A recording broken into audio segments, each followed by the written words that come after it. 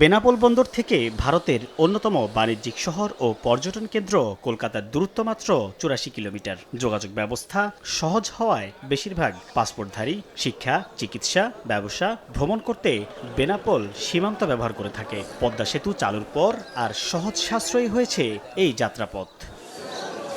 তথ্য বলছে ২০২৪-২৫ অর্থবছরে বেনাপোল বন্দর ব্যবহার করে ভারতে যাতায়াত করেছেন ১১,৯০,৮২১ জন। এর মধ্যে ভারত গেছেন ৬,০৬,৪১০ জন, আর ভারত থেকে ফিরেছেন ৫,৮৪,৪১১ জন। অথচ এর আগের বছরে যাতায়াত করেছে ২২,০৫,৪৭৮ জন। এই যাত্রী যাতায়াতে ২০২৩-২৪ অর্থবছরে যেখানে রাজস্ব আদায় হয়েছে প্রায় ২০০ কোটি টাকা, সেখানে গেল অর্থবছরে তা নেমেছে ১১০ কোটিতে। বাংলাদেশ থেকে ইন্ডিয়াতে যাওয়া এবং ইন্ডিয়া থেকে বাংলাদেশে আসার যে যাত্রী সংখ্যা সেটি আগের চেয়ে অনেকটা কম। তবে এর যৌক্তিক কারণও আছে বলে মনে করেন স্বয়ং যাত্রীরাই। ৫ আগস্টের পর এখনও স্বাভাবিক হয়নি ভারতের ভিসা পাওয়া প্রক্রিয়া। এতেই কমেছে যাত্রী যাতায়াত। সেই সঙ্গে রয়েছে ইমিগ্রেশন, কাস্টম ও বন্দরের অব্যবস্থাপনার অভিযোগ।